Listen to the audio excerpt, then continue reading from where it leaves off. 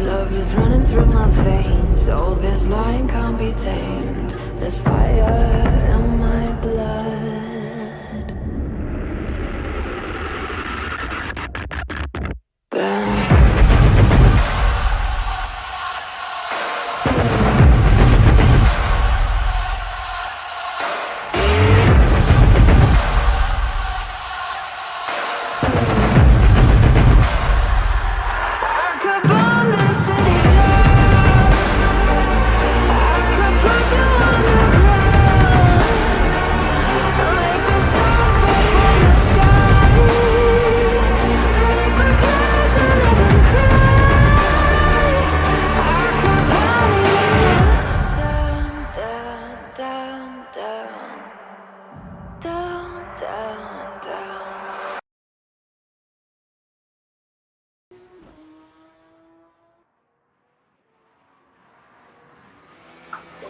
Right then, hello everyone and welcome back to the Assetto Corsa Championship as we are here for round number 10 of the Formula 2 Championship at the Mexican Grand Prix here at the Autodromo Hermanos Rodriguez in Mexico City. Yes, Formula 2 visits its penultimate round of the championship. Round 10 out of 11 here at Mexico. In the commentary booth today is me, as always, Miran FG, and joining me after quite a bit of a hiatus is Alex Broster. Good evening to you, or afternoon should I say. I don't know why I said evening, but good afternoon to you. Yeah, good afternoon, Miran. It's very good to be back, and yes, as you did say, we are very close to ending the 2019 season, and what a season it's been up to this point, and hopefully there will be still time for some action. in the Mexican Yes, Grand Prix. Yeah, of course. If you missed the a race we had yesterday at this circuit, the Porsche Super Cup race, you can make sure to watch that after this is done. It was a very fantastic finish we were treated to, and judging by that, I think we're going to have a lot of close battles as well for the race lead. And yeah, but before we get stuck in with qualifying, you're going to witness Eduardo Silva for Trident on his little outlap. So the Autodromo Hermanos Rodriguez was first opened in 1959, named the Autodromo Magdalena Mijuca. However, it was named the Autodromo Hermanos Rodriguez after the racing brothers Ricardo and Pedro Rodriguez passed away in Grand Prix related accidents in the 1950, and the track was renamed in the two Mexican brothers' honor. The circuit has hosted Formula 1 ever since the first race in 1962. However, it was dropped off the calendar due to safety concerns and and overcrowding as well. It was renovated in the mid-2000s, and Formula 1 returned in the 2010s. And ever since then, you've had a lot of different racing series over the years, stuff like Formula E, the Mexico City E-Prix as it is known, stuff like the FIA World Endurance Championship came here, the 6 hours of Mexico, the World Sports Car Championship, and even NASCAR, the NASCAR Mexico Series and the NASCAR Truck Series has come here, and then a slew of different North American series as well over the years. But this layout, which is the Grand Prix circuit, which has remained unchanged ever since 2015, is 4.304 kilometers and boasts 17 turns. And as Eduardo Silva comes across the line to set the banker lap, then the benchmark time at 1:30.583. We're gonna have the times coming in on the board. There's Emilia Konishina, 1:30.4, and I think now would be a good time to go over the championship. So mathematically, anyone down to Cuban Grissom in 18th position can win the championship, which is absolutely crazy. But yeah, at the moment you have Emilia Konishina, just 1 point behind Emil Nilsson in the championship. You have Ron Sotanos down on 5 points, standing in wall of 7. Then you have Nikhil Walji and Adam Hidde tied on points. They're 14 points behind. Then you have Broster. And then Jean-Francois below as well on 17 points behind, as we're gonna have the times coming in on the board. But Alex, such a close championship, what do you make of it? Well, up to this point, it's been anyone's game, and I still believe it is, because, well, 1 point between Konishina and Emil Nilsson, and as I said before, anyone's game, and really, it's down to Broster and below, and maybe even Sundevik and Silver as well. Yeah, there's a fantastic amount of drivers in the championship at the moment. And I mean, we've had that in F2 for the last couple of years. You think back to the 2017 season finale, where you had 7 drivers in the championship contention. We had it in WTCR as well, which was a very fantastic final race of the season. But we'll see how it will all go to the final round in Brazil. We're going to see who could come out on top this race. It is going to be crucial for the drivers in the championship. Everyone in the top 10 could come out as championship leader today. So we'll see what will happen. At the moment, though, as we have all the 20 times on the board, it is Rodrigo Jimenez, the Brazilian, who is currently fastest, followed by Matija Dragovic, and then Cuban Grissom in third. The man who scored P3 at Monza, looking to carry on that performance here in Mexico. Yeah, Cuban Grissom, after a very long run of not being able to score points, did get a longer weighted podium and is first in F2 as well. And Adam Hidayat also, as we are watching him, I'll talk about him very quickly. He was your race winner back in Monza and bolstered his chances to possibly win the title this year, only standing 10 points behind Emil Nilsson. Nikhil Walji also tied on points with Hidayat, also 10 points behind Nilsson. So, yeah, this is going to be a very crucial race for these drivers. Yeah, it really is, and you have a lot of really talented drivers up there, a lot of experienced drivers going up against some of the rookies. You have Nikhil Walji and Adam Hidayat, who have done almost every race in Formula 2's history, apart from Adam Hidayat discounting one race. And then you have some of the more experienced drivers you got, or some of the more newer drivers. You have obviously Daniel Wale and Emil Nilsson and Emilia Konishina in their debut seasons of Formula 2, really impressing, and I think they'll have a really good shot at making it into Formula 1 next season. As there's Ron Shotanas with P11, here's Emil Nilsson, who is going to try it on one of the Campos cars. That is that is Rosetta Martinez, who is currently down in last position. Stopping the greatest season for Martinez so far. It's been very shaky compared to what was a very, very strong 2018 season for Martinez, as Nilsson is going to try to dispose of the three-time Formula 2 race winner, and he does so as you head into turn 4. But Martinez, not the greatest season it has been for the man from the Philippines. What do you make of him? Yeah, it's a great shame to see Martinez doing this poorly, because he had a fantastic start to the season with 3rd place in Bahrain, and all seemed to be going well from there, and he was set to have another good season. But a retirement in Spain, and his last points coming after finishing 10th in Germany, which was now 3 races ago. So he needs to try and turn around his season as quickly as possible, because he currently sits 17th. Yeah, he's not really been the greatest performer this season. Same could go for Carlin and Ide Weitz, who is, as I said, mathematically now out of the championship, down in 19th position. It's been absolutely a horrible season for the man from Sweden. He's only scored points at round 2 in Spain, and other than that, it's been absolutely nothing for Weitz and Carlin. I mean, they were looking to bounce back after their horrible 2018 season. It's just gone even worse for the British outfit in their second season of Formula 2. We'll see if they can get better, though, at the moment, as you have Ide Weitz in 17th, the Red Bull Junior, obviously, who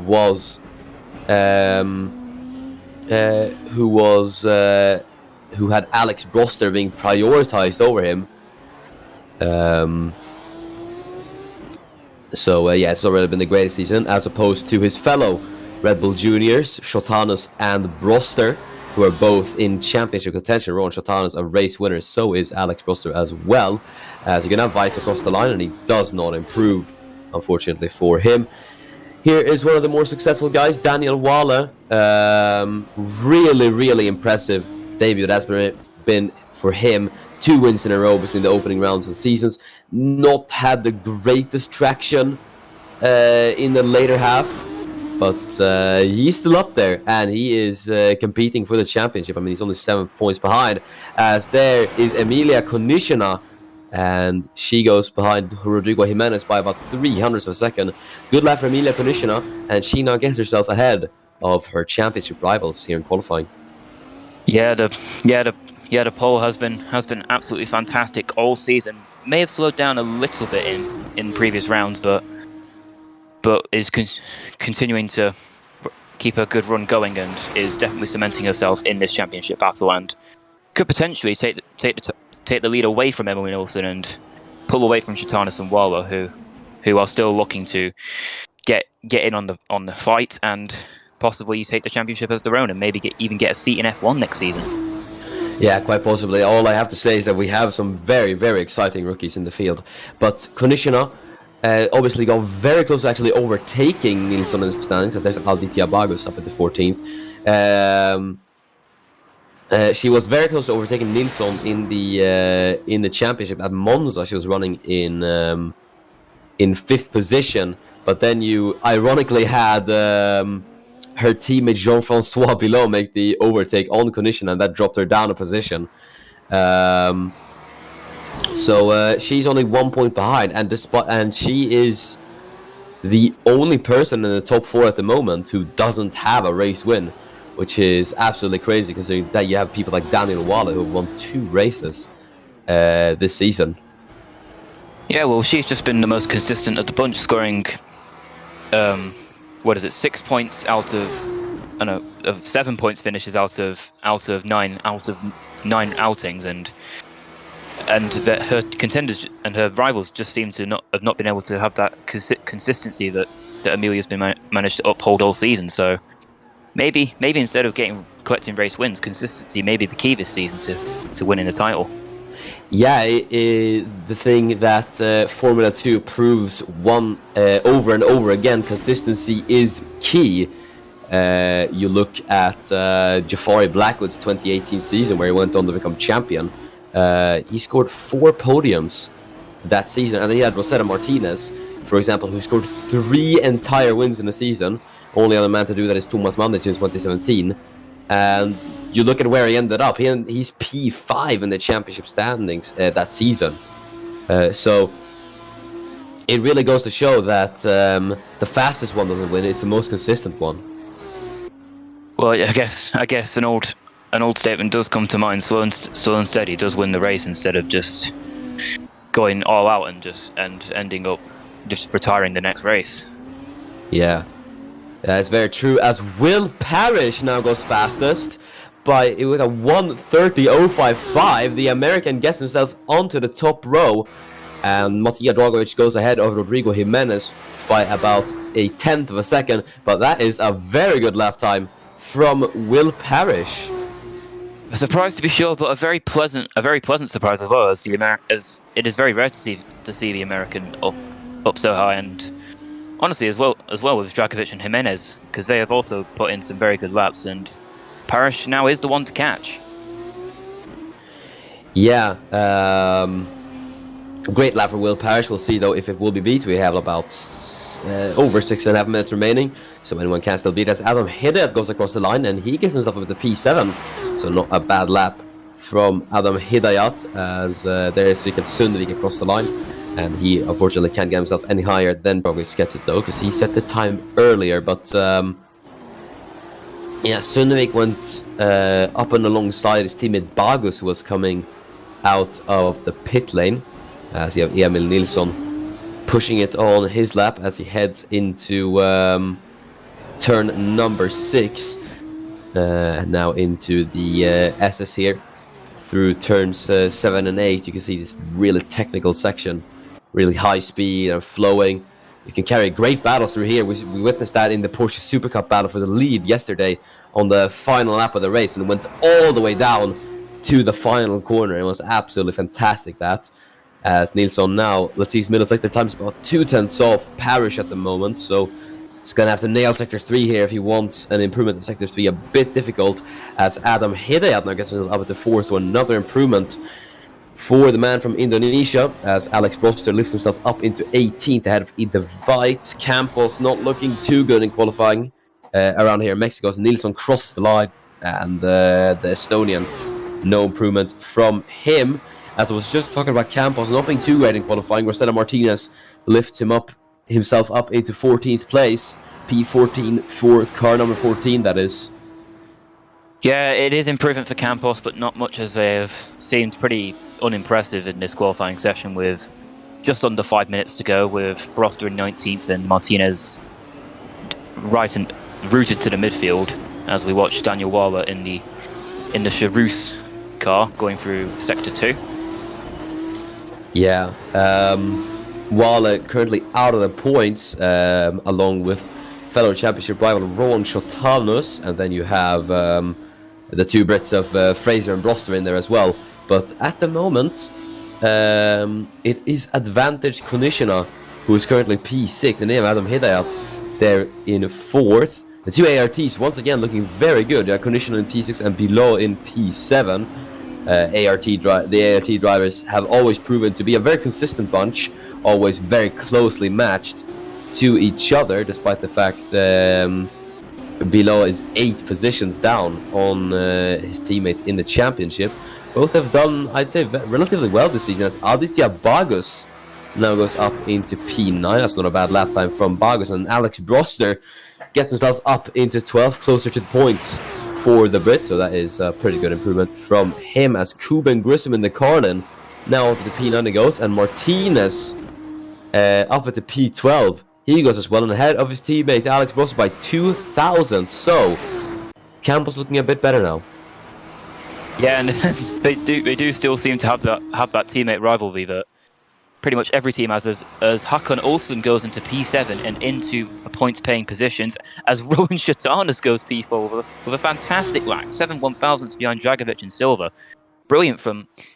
It's a brilliant qualifying for the BWT Arden cars, as Wolji goes P6. Yeah, Waldi up into 6, but Shotanas, now that is definitely what he needs here in qualifying, as that brings him into the favorite for the championship. And as you said, Alex, BWT Arden looking very, very good with their cars in P1 and P4 now. But with 2.5 minutes to go, we're going to see if anyone can top Parish and maybe take pole. And just as I say that, Emilia Konishina takes provisional pole away from Will Parish by over 100th of a second. Oh, the timing on that was impeccable, as Emilia Konishina storms to the front of the timing sheets. Almost like magic, huh? But yeah, and Konishina is in a prime position now to take that championship lead away from Nilsson, who currently sits 11th. So he is going to need to improve soon, as he only has 2 minutes to do so. Yeah, a few of the drivers are going to have to get their game up if they want to challenge Emilia Konishina here, as you have Nilsson out of the points now and Wala down in 14th as well. Daniel's going to have to get that pace going now if he wants to challenge the championship contenders. But at the moment, the favor has switched. It has switched back to Emilia Konishina as Ron Shotanos gets ahead of both Dragovic and Silva. Up at the third goes the Dutchman behind his teammate Will Parish. Quite unusual to see Parish ahead of Shotanos in qualifying, but it is a welcome surprise nonetheless, as you have Walji across the line, but he stays in 7th. Yeah, the Ardens have actually, well, as I said before, have been looking very, very fast in qualifying, so Konishina may have to watch her back for the two pink race cars. And one thing we should mention, they are in the constructors fight as well, BWT Arden. We've talked a lot about the drivers, but the constructors championship is incredibly close as well. You got UNI Virtuosi on 120, then you have ART Grand Prix only 4 points behind, Prema Racing in third with 10 points of a gap, and then you have Arden and Trident who are tied on points, as there is the Prema of Mateusz Polk up at the P9, but Arden and Trident are 14 points behind Trident, UNI Virtuosi, and then Charuz, who are the last year's team's champions, are 20 points behind. So it is really close at the moment. Yeah, absolutely. And this constructors fight is actually between those 6 teams, really, because Campos are a bit further behind Charuz, but do still pose a chance along with Dams, but I do consider them to be out of the championship due to their drivers not being as consistent as they would have wanted them to be. And as qualifying is over, and Emilia Konishina takes pole position with Will Parish in second, a fantastic outing. But it isn't over yet. We're going to still wait for these cars to finish up. So it's Nikhil Walji, first man across the line. He does not improve, so that will be Nikhil Walji starting in P7. Either way, should be a good points haul for the Canadian. We'll see what he can do in the race.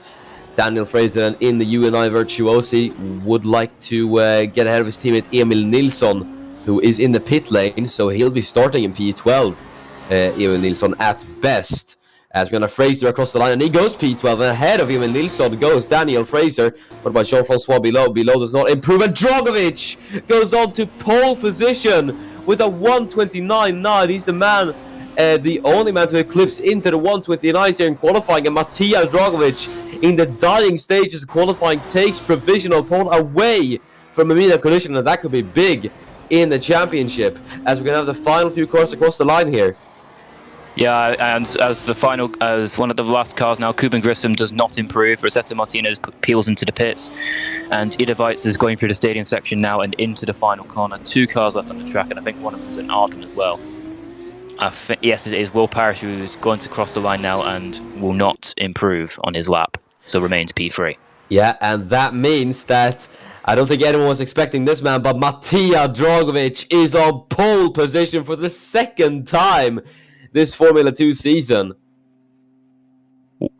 I mean, he really does seem to be Mr. Saturday, doesn't he? Because yeah, I was actually incorrect. This is his first pole, because he didn't win from pole in Silverstone. But yeah, it is his first pole So very well done from Matija Dragovic. Yeah, fantastic outing for the Serbian today, and Emilia Konechna will probably be kicking herself because she peeled into the pits with about 5 minutes to go and could have had time to set one more fast lap and possibly even take that pole away from Dragovic.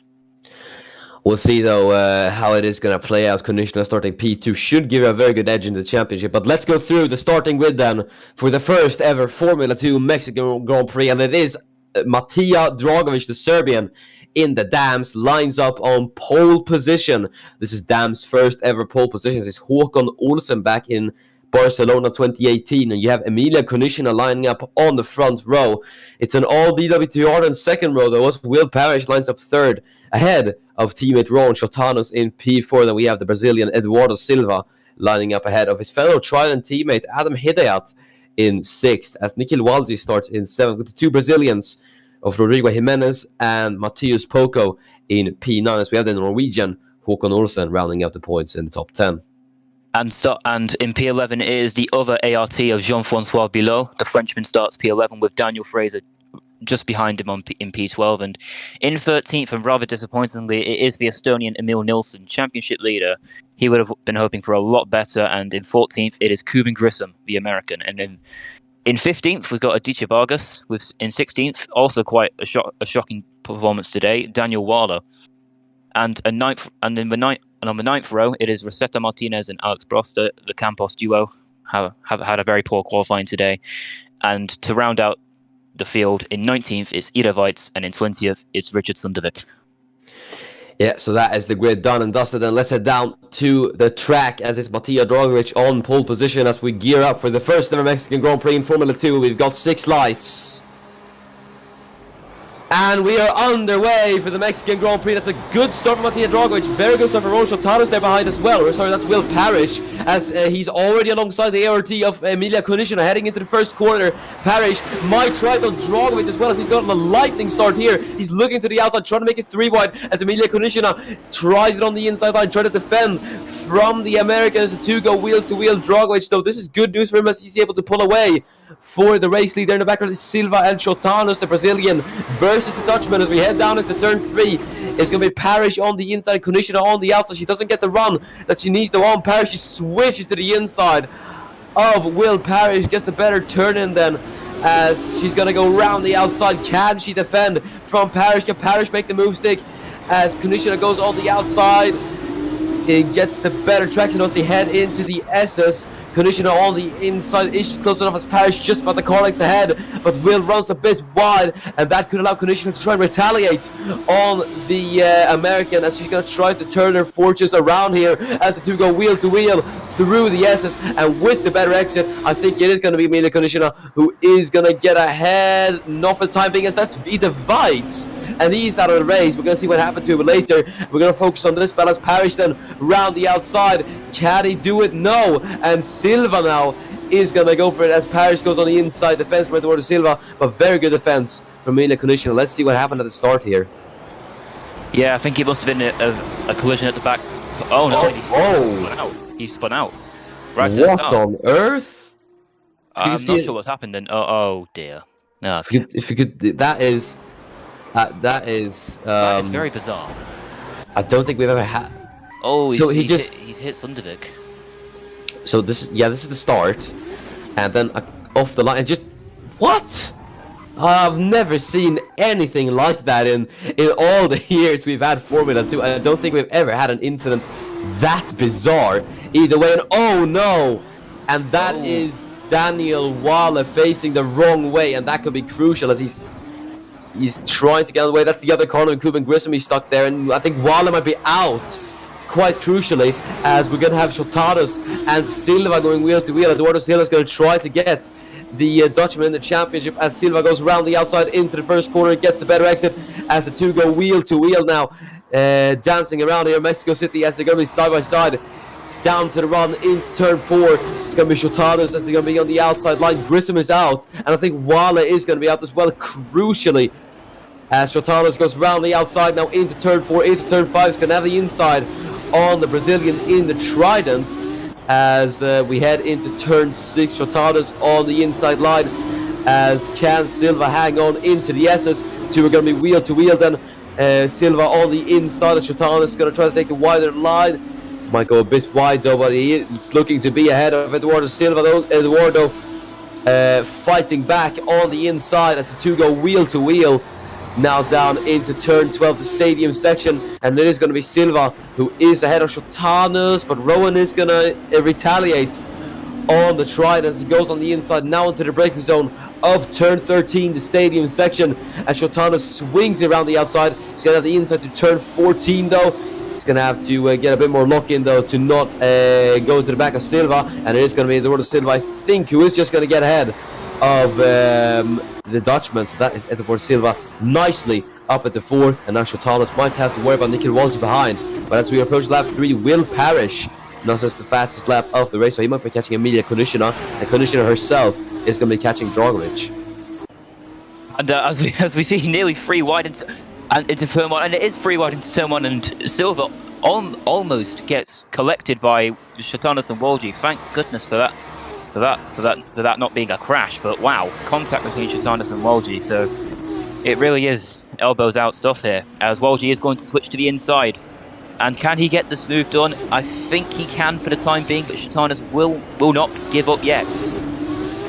Yeah, we're going to have Walji on the outside. These are crucial positions considering these two guys are fighting in the championship. You have Shotanas on the inside, but they're going to be wheel to wheel through the SS here as Walji goes on the inside line of Rowan Shotanas. They're going to be dancing wheel to wheel here in Mexico as they're as it's going to be Walji on the outside, but it's going to be the inside line coming out of the SS now as he gets a better exit. Rowan's going to have to back off as they head into the stadium section, and it is Nikita Walji who is ahead, so Rowan Shotanas losing positions here, and it might go from bad to worse as he has Adam Hedayat there in 7th, who's looking to gain positions on Shotanas and the guys ahead.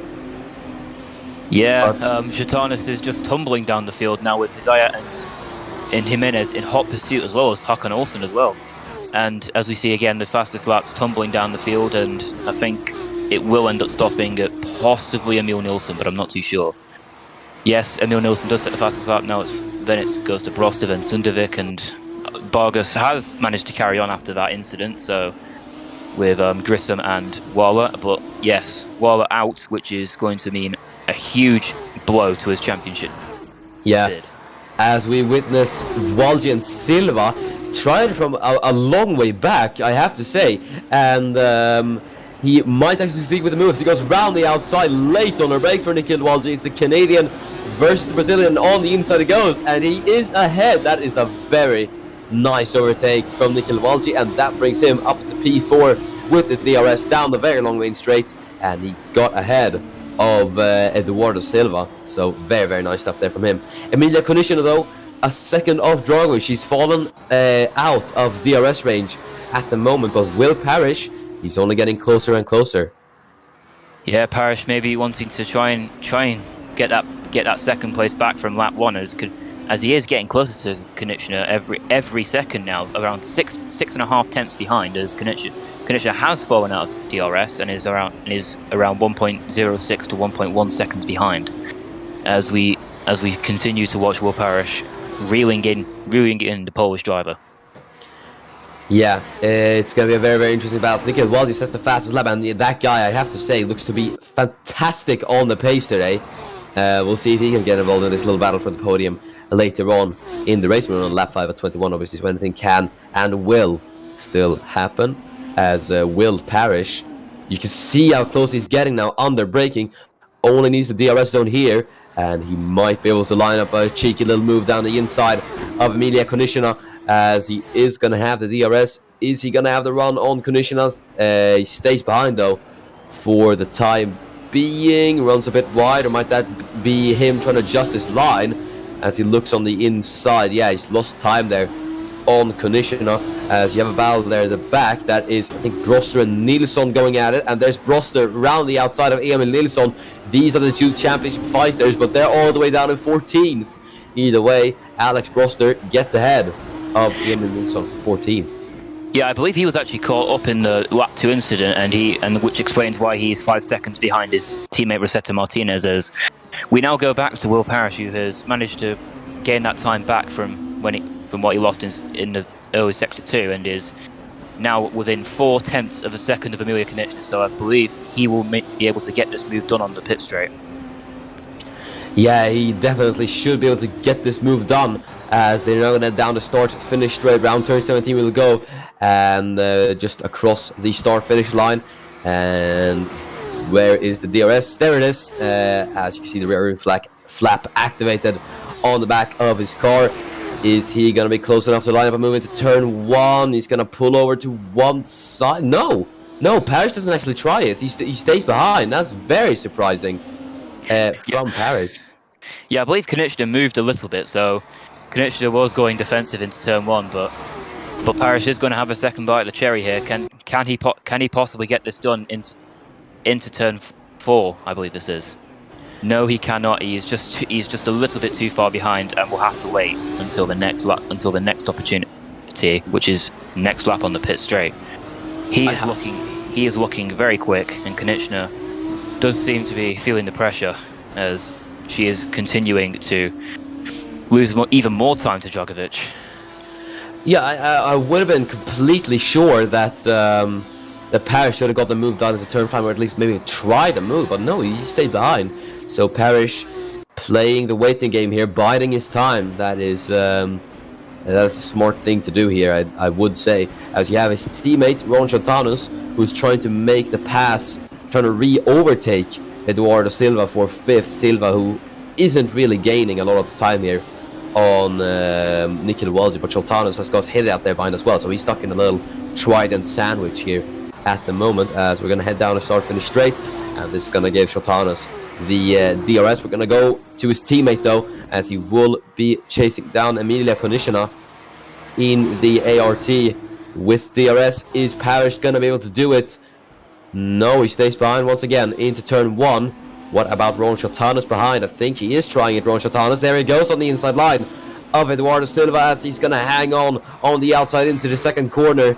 Now as they head into turn 3, I think it is going to be Chantanus with the DRS still, as that is going to grant him a bit of top speed down this little straight. And as he goes around the outside, he is going to be just about the front wing ahead.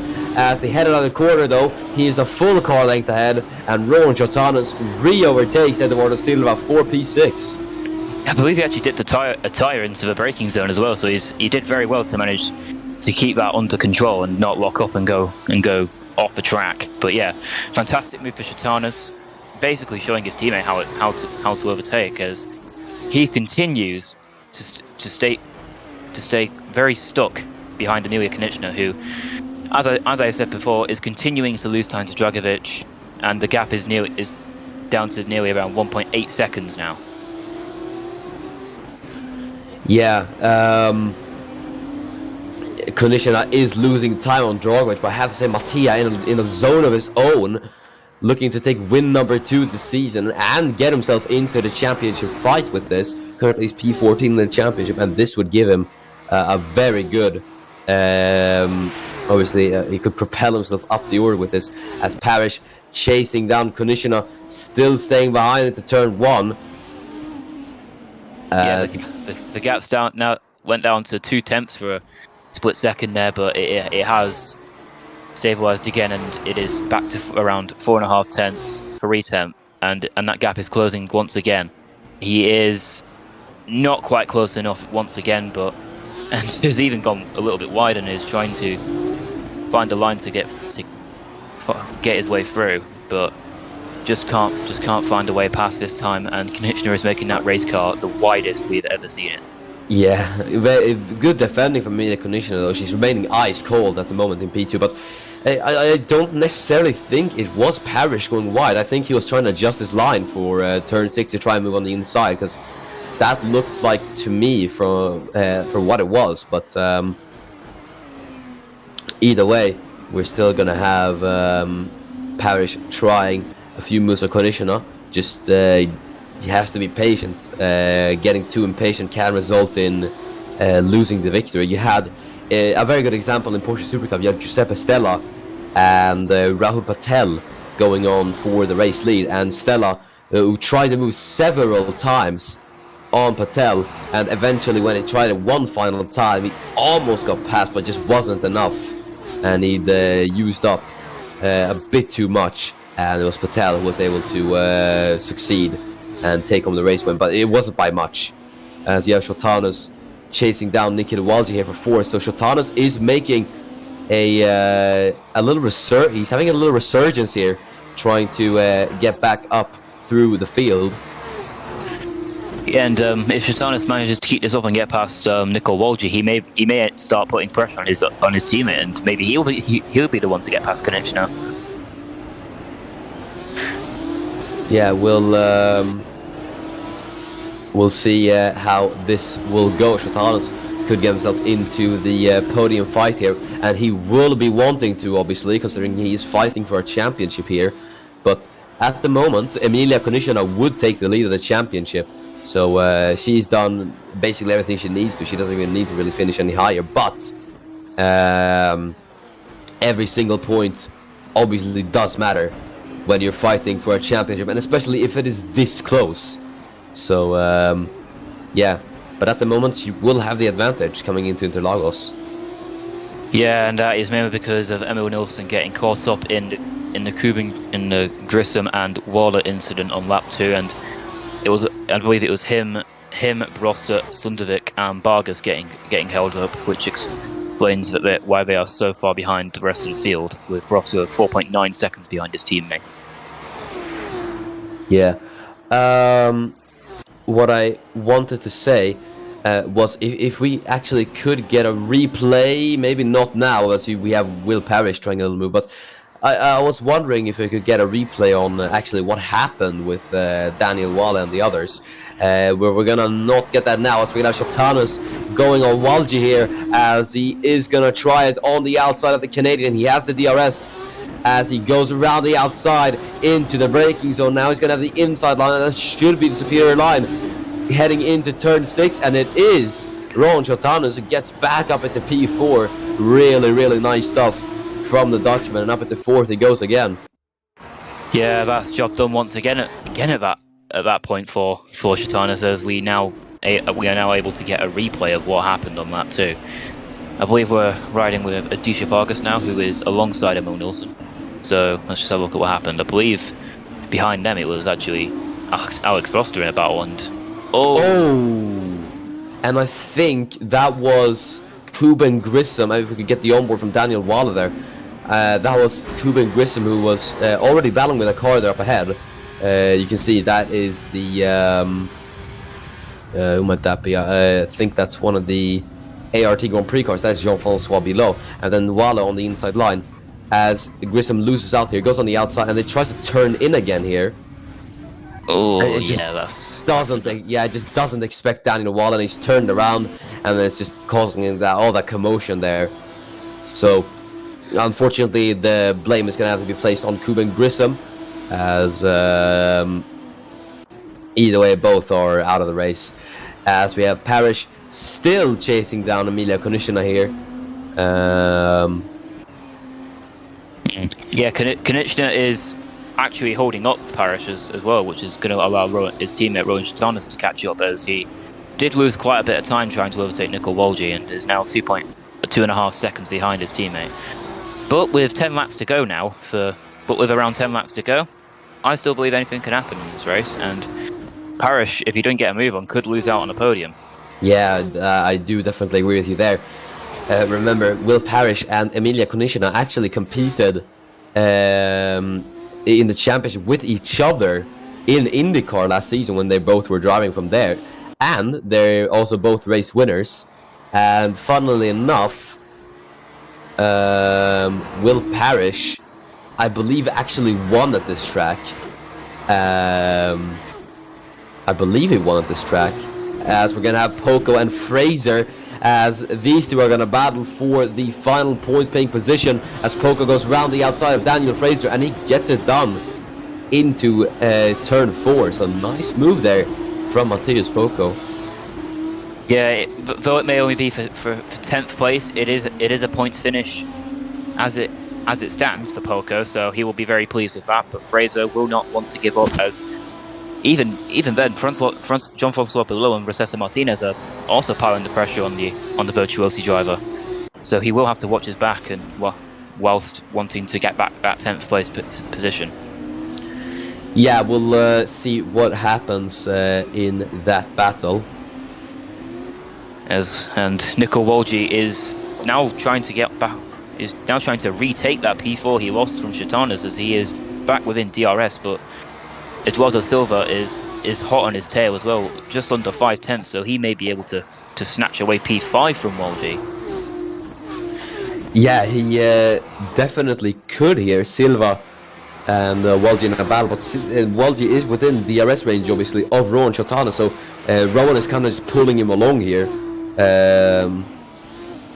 with the DRS, as you got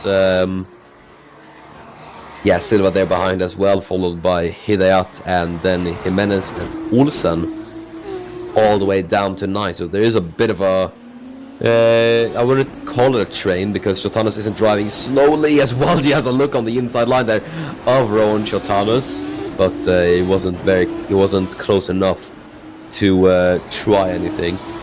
But yeah, I wouldn't call this a train per se, considering that Chatanas isn't really driving slowly. In fact, he's actually gaining on Will Parrish now that he is in free air. He's just kind of pulling everyone along with the DRS here. Yeah, well. Anyways, back to the leader, Matija Dragovic. He's having a sterling race today, despite not really doing much since the first lap. He has pulled away and he is getting the job done. So he will be very pleased, no matter how he does win. May it be less than a second or by 10 seconds, he'll be happy with a race win.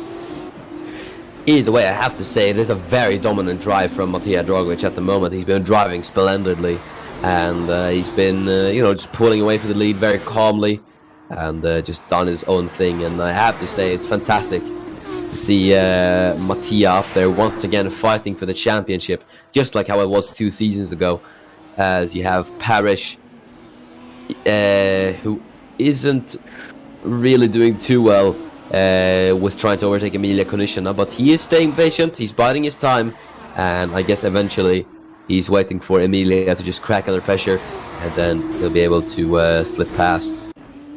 Yeah, it's better to keep a cool head in times like these, as Walgi is closer than he has ever been before to Chatanas, and yes, he still cannot get the job done, as if he actually braked any sooner, he would have piled into the back of them, and they both probably would have been out of this race. But yeah, that would not have been very good, considering both are championship contenders. But yeah, sorry, go on.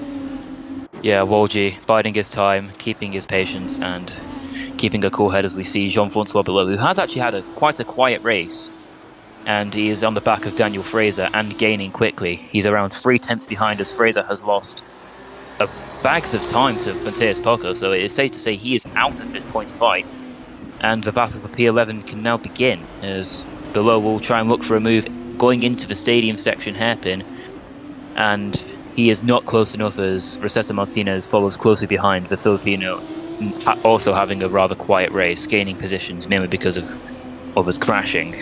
Yeah, it's going to be nice to see these 3 battles. Obviously the old dogs of Formula 2, these guys are, who have been in F2 ever since 2017. All are race winners, obviously, as we have Will Parrish, and there he goes, finally on the inside of Emilia Konishina, but he does not succeed with the move. So Konishina defends from Will Parrish, as there's Jean-Francois Below chasing down Daniel Fraser for P11, the UNI Virtuosi, versus the ART Grand Prix. And then you have Rosetta Martinez there behind in the mix, obviously, who has been this is his 3rd season with Campos, funnily enough, and that is a very fun fact as well. No, sorry, it's nothing. I thought I was under the assumption that it would have that Martinez and Broster would have been the longest lineup in F2, but Broster was actually made his debut for Arden, not Campos. So I was mistaken on that. Well, keeping the same lineup for 2 seasons is still quite a long time, but I believe the longest-serving driver for one team is Jean-Francois Belillo, who I believe has been at ALT since AOCLC began. Yeah, it's below, and then Walgi has stayed with Prema ever since its inception. Martinez has stayed with Campos, and I believe that's about it. Or Drogovic has stayed with Dams, and then that's about it. You've had a few other guys who've been in teams for a bit, but they haven't really done much, as you have Parrish looking on the inside. Parrish, obviously, who despite being a rookie this season, has driven for 2 teams in Formula 2. He drove for he's driving for BWT Arden, and he drove for Rapax in 2017. He made a guest appearance in Formula 2 as he replaced Laban Sasnishkai for 1 round in F2, as Sasnishkai was sent up to F1 for reserve duties. So there's a little fun fact for you. Yeah, very much like this season, with some drivers having to go to F1. For example, Alex Prosto being promoted to AlphaTauri and was replaced by Remus McGregor for 1 race. As you had below, you trying very interesting lines there to try and get past Daniel Fraser. He was completely on the grass at one point as he was trying to get past Daniel Fraser, but it didn't really work for him, unfortunately. And I think Jean must be getting a bit frustrated behind Fraser, who is driving, I think, not the quickest at the moment. And the more he stays behind the UNI Virtuosi car, the more time he is gonna lose. Yeah, below, as you said, below going on the grass, possibly taking some lessons from his fellow countryman Sebastian Loeb in rallying. Yeah, it is. I guess from one Frenchman to the other, as we still have Parrish chasing down Konishina, but Emilia Konishina strong on the defense here. Konishina doing very well to keep a composure as the American continues to pile under pressure, and we may not even see Konishina crack here, as Parrish is once again trying to adjust his line to have a look down the inside, but to no avail, as he remains P3. Yeah, I think Will is getting a bit desperate here, as Below once again tries it on the inside of Emil Nilsson, and he doesn't get ahead. So Nilsson, or that's not Nilsson, that's Fraser, as Fraser is ahead of Below. You still have Parrish chasing down Konishina, obviously very young talents. Obviously when you're fighting for the title here, you're going to give it your all, and especially when you're in your first rookie season, you want to impress on debut, you want to hit the ground running and everything. And you got obviously some of the more experienced guys. You got Fraser and Below and Martinez. And even though Fraser is fighting for the title here, you know, he's a bit more experienced than these two guys, even though it is only 2 seasons or 3 of experience that they have compared to some of these guys. Yeah, well, 3 seasons of experience is still very impressive compared to some of the drivers in this field, since the series has been running since the 2017 season. So these drivers have been around since the ACOC began existing, basically.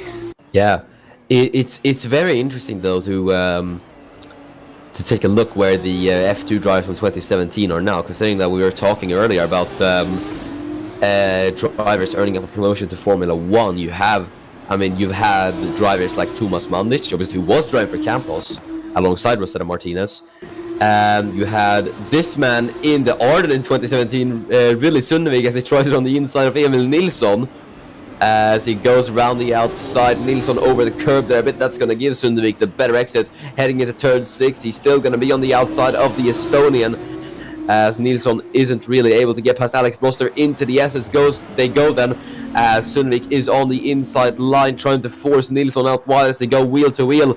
Sundevik still hanging on the inside line there as they go wheel to wheel through the SS here, and now out of the SS they go, and Nilsson on the outside has to back off, and it's going to be really Sundevik ahead for 5th 15th, I do believe, unless Nilsson tries it into the stadium section. There he goes on the inside, but he is going to have the outside as Sundvik's going to try to cover him off here, and he is now ahead of Emil Nilsson, so not bad from really Sundvik. Yeah, Sundvik, though it may be, well, once again, it may be for 15th, but this is still some fantastic racing as we cut back to Will Parrish, who, well, is still not past Konechna, and even I'm starting to get a bit frustrated with this at the moment because it's just starting to get a little ridiculous now because he should be getting past.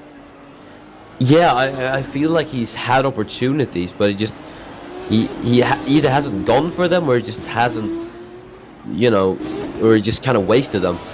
Either way, we'll see. There's still about 3 laps to go, so maybe he'll pop a move on the inside, but if you had to ask me, I think it honestly is too late for Parrish to try anything. Yes, really, Sundvik is now piling the pressure on Alex Broster as well now, as he goes down the inside, has a look. Can he get the move done? No, not for now, as Broster holds his own and keeps 14th place for now. And he will be, and even he's feeling the pressure now, despite all that he's been through this race, considering the crash on lap 2 with Grissom and Waller, with him getting caught up in a pretty big traffic jam behind them and essentially ruining his entire race. As he had early hopes of catching up to Martinez, and as did everyone else, but he has now lost around 3 seconds since then and is 7.5 seconds behind. So it's been a very bad day at the office for Broster, as Will Parrish once again has a look, and he is going to try and pull alongside. Can he actually attempt to get this done? And I think he is alongside.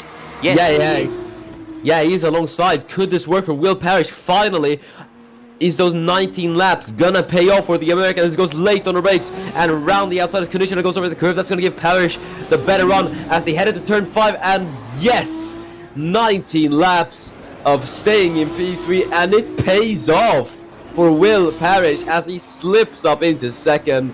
And that, ladies and gentlemen, is textbook definition of biding your time.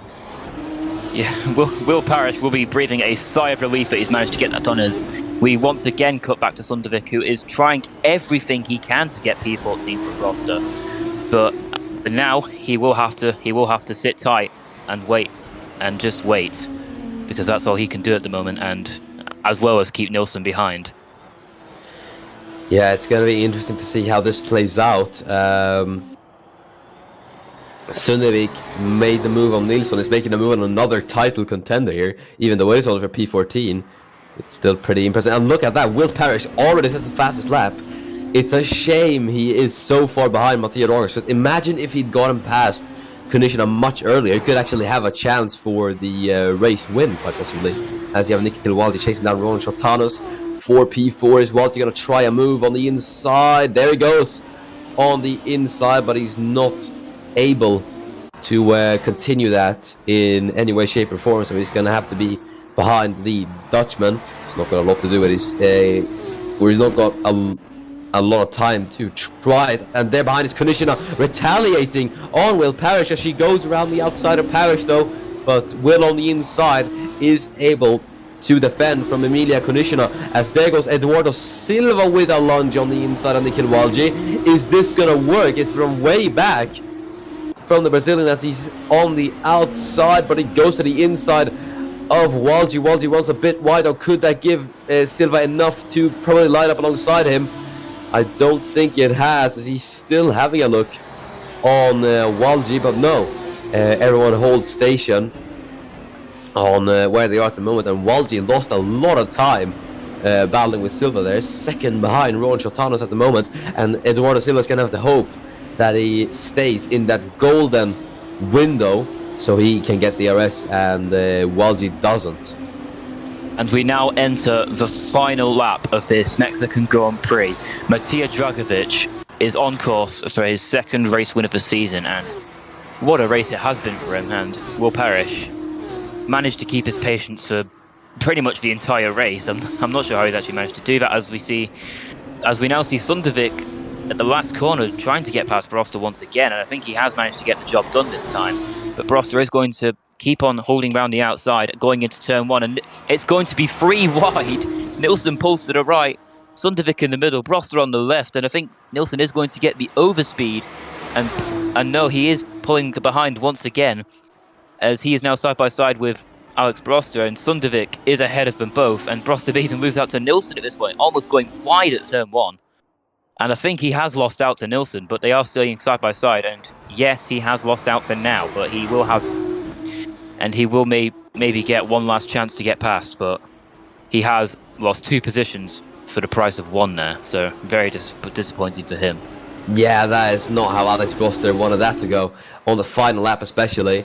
But this man, he's had his laps, all 21 laps, go completely swimmingly. It's been a dominant display from this man, and he only has a few corners to go, as win number 2 is on the cards for this man as he rounds the final corner. Matija Dragovic with an absolute masterclass wins in Mexico, and Emilia Konishina is going to be third with Will Parrish on the podium. Great result from him, and that is going to be Parrish securing his second podium of the season. Matthias Polka is going to come on P10 in the points. You got Sundevik just getting 14th there on the final lap of the race from Nilsson and Broster. And we're just going to wait for Aditya Bagos, who's going to be the final man across the line. Not the greatest day for MP Motorsport, unfortunately for them, not in the points. And there we go. And I have to say, that was a pretty interesting race. Yeah, plenty of battles up and down the field. Some very unfortunate moments at the start of the race for Ida Weitz, Kuben Grissom, and Daniel Waller, who could maybe be considered to be out of the championship fight now, as he has lost a lot of ground on his competitors, especially Rowan Chatanis and Emilia Konishina, who now, I believe, both overtake Emil Nilsson. Yeah, this race, I think it is definitely going to shake up the championship order. But let's go through the final classification. Matija Dragovic, that is him, now a 2-time winner in Formula 2 and only a season. He is now the only man to win 2 races. Him and Daniel Waller now share that. Will Parrish is P2 with Emilia Konishina in 3rd. Rowan Chatanos is going to be P4 with Nikhil Walji in 5th. And Eduardo Silva is P6 with Adam Hidet in P7. So not a bad result from Trident at all. This will benefit him a lot in the Constructors' Championship. And then you have Rodrigo Jimenez in 8th with Håkan Olsen in 9th and Matthias Polka rounding out the points in 10th. Then in 11th, we have Daniel Fraser in the Virtuosi, missing out on the points today. Very unfortunate for him. And in 12th, after a very quiet race, it's Jean-Francois Belot. In 13th, Rosetta Martinez, a pretty decent recovery from pretty much the back of the field. 14th is the South Korean Rili Sundevik. In 15th, the Estonian driver Emil Nilsson. He could potentially be in risk of losing the championship now after no points today. And in 16th, it is Alex Broster for Campos, who may also be considered to be completely out of this championship fight. And the last of the finishers is Aditya Vargas for MP Motorsport, with the three retirements, Kuben Grissom, Daniel Waller, and Ida Weitz rounding out the field. Yeah, so that is gonna be it, and that is the classifications for the Mexican Grand Prix. But before we go, let's give out driver of the day. So, Alex, who is your driver of the day? Well, after a faultless drive today, I'm going to have to give it to Matija Dragovic. He's not put a foot wrong in the race, and even in qualifying after that fantastic lap right at the end. And his pace has just been unmatched until a very late surge from Will Parrish. But for the American, it was too little too late. But yes, a faultless race and a fantastic drive from the Serbian Matija Dragovic. So my driver today goes to him. Yeah, it was a flawless drive from Matija Dragovic, but yeah, you know, I'm going to give it to Dragovic as well, actually. There was no faults in his driving at all, and he drove fantastically, and he got it all the way until the end. So really well done from Matija Dragovic, and he earns driver of the day from the both of us. But that has been it for Formula 2 today then it's that is a wrap. Thanks so much for watching. We will see you tomorrow, I believe, for the Formula One Mexican Grand Prix, the penultimate round of the F1 Championship, as Jesper Johansson will have another shot at sealing the title against his longtime rival Dennis Graff, and it is going to be quite exciting, so make sure to not miss that. On Sunday we have the penultimate round of Formula E as well at the first of the Norris Ring double headers at Nürnberg for the Nürnberg Prix, so make sure to not miss that. Either way, I've been your commentator Miran Evji, and I've been your commentator Alex Broster. Thanks so much for watching. The ACOC returns tomorrow.